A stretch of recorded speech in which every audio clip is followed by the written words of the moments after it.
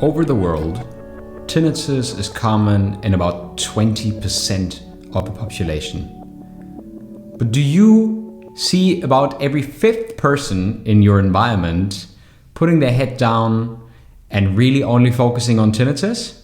I don't think so either. This video, I'm going to tell you why, although sometimes it's of course easy to say tinnitus is always depending on intensity or severity, and that's why some people don't suffer, I don't believe that's true. So today I'm going to talk to you a little bit about why I believe that everyone has the possibility to habituate to their tinnitus, meaning to get tinnitus to a stage where it's no longer perceived as bothersome by your brain and subconscious mind. Therefore, it goes into the background, and no matter whether it might be very loud or very little, everyone can experience and achieve that stage of habituation. My name is Frieder. I'm the founder of the MyTinnitus.club community, an online tinnitus management community. You can try it out 2 weeks for free. We have weekly online events. We have weekly videos, a lot of different online tinnitus management courses for you to be able to live your best life despite tinnitus. Today in this video, I want to circle back to a comment that I got a couple of weeks ago here on YouTube. That person was sharing that they believe tinnitus habituation is bogus and it only works for people with very mild tinnitus. See this comment. I myself was born deaf in this ear. I've had a hearing aid and hearing trouble for about 15 years now. And my tinnitus is so severe that I can hear it over a 6-lane street. That person obviously had a lot of negativity to share.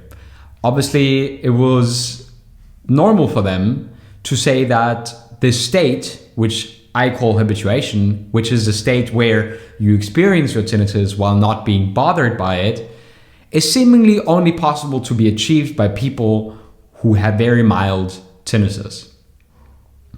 I don't believe so. And I also, if I ask all the clients that I have been working with, some describing their intensity as very low, some describing their intensity as very high, but it's never related to the amount of suffering that people experience due to their tinnitus.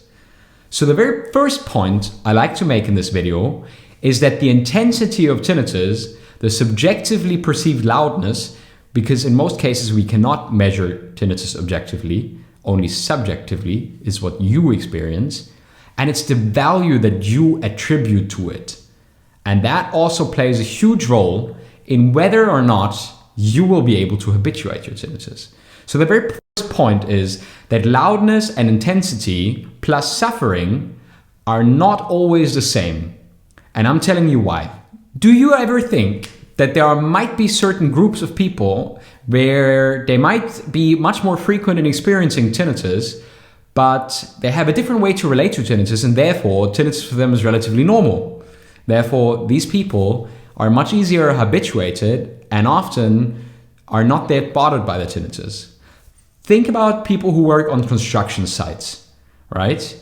There might be a young guy and an old guy working on a construction site, and after a few years, the young guy gets his ringing in his ear, goes home in the evening, if they're thinking about it. Next morning, goes back to the construction site. He asks the old guy, like, I didn't sleep so well. I've got this ringing in my ear, maybe from the hammering or something.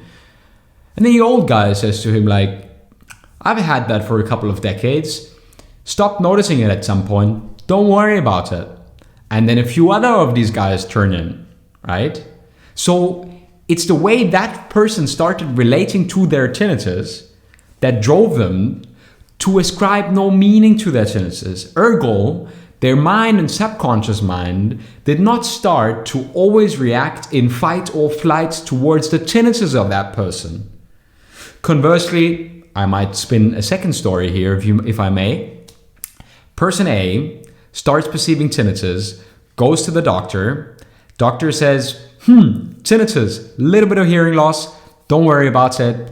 But about the tinnitus, there's absolutely nothing we can do. It's very common, but I'm very sorry, there's nothing we can do. And then the person is like, oh, but what if the doctor tells me there's nothing I can do?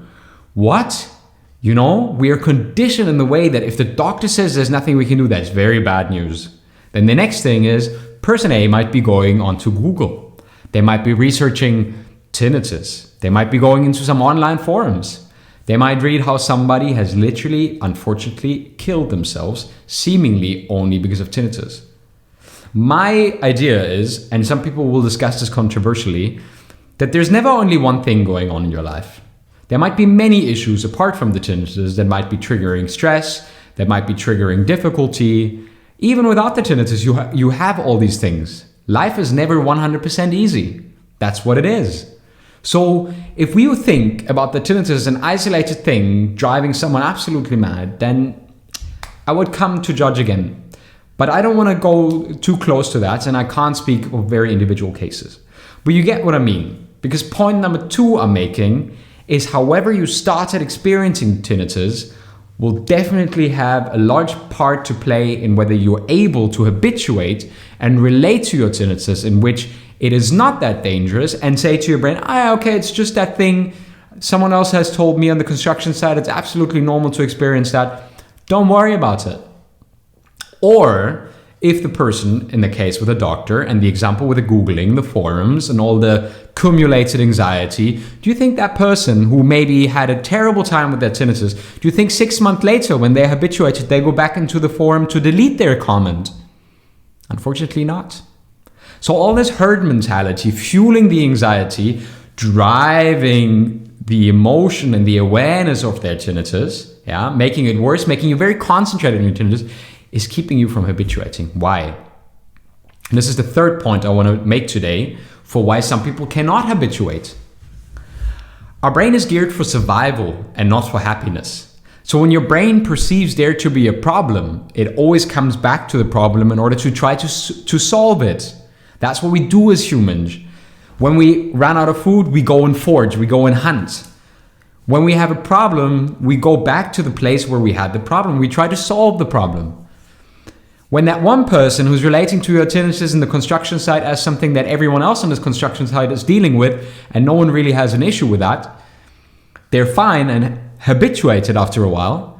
Conversely, the other person who relates to their tinnitus as something that is taking such a big toll on their life, not enabling them to sleep properly, taking joy out of their life, making it difficult to work and participate in everyday life.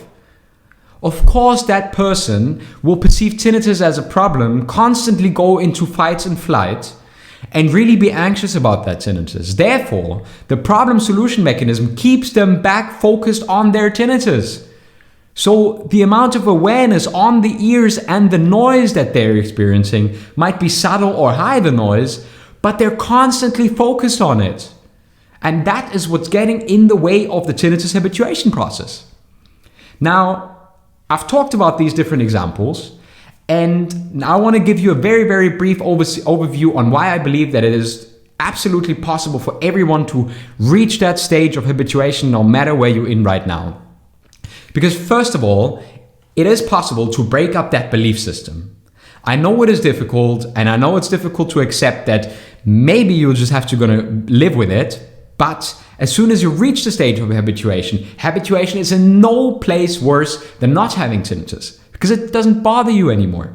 I have tinnitus for 12, 13, 14 years now. This is the 14th year now, with a hearing aid and one deaf ear, and I'm not bothered by it at all. I love my job. I love working with people. I love building the MyTinnitus.club community, and I'm not bothered by my tinnitus. And I believe everyone can reach these stages. Strategic tinnitus management is one of the biggest things that we have in order to reach the state of habituation. We do 3 things in order to reach that. We uncover the belief system. We use tools of cognitive behavior therapy. I'm not a therapist, but I have a lot of tools that I took from cognitive behavior therapy, and I use something called acceptance and commitment. These 3 tools combined are enabling you to tell your brain and subconscious that it's absolutely okay to experience tinnitus. And the more that happens, the more you will have these moments in which you realize, oh, I wasn't even listening to it. Where is it gone? And then there is it again, right? And that's how you achieve the state of habituation. My name is Frieder. 33 years old from Berlin in Germany, and I'm the founder of the MyTinnitus.club community.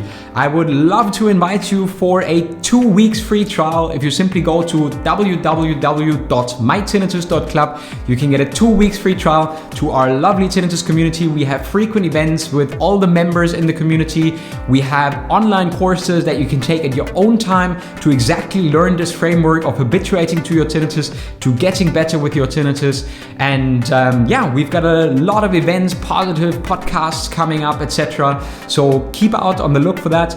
2 weeks free trial at MyTinnitus.club, www.mytinnitus.club. If you have ever any questions, then check out the links in the description below and send me an email. I'm your personal tinnitus habituation guide, and everyone is able to habituate. These are my news. I wish you a fantastic email. I wish you a fantastic weekend. That's what I wish you. Yeah, I wish you a fantastic email. Again, there it is again. I wish you a fantastic weekend. See you in the next video. Bye.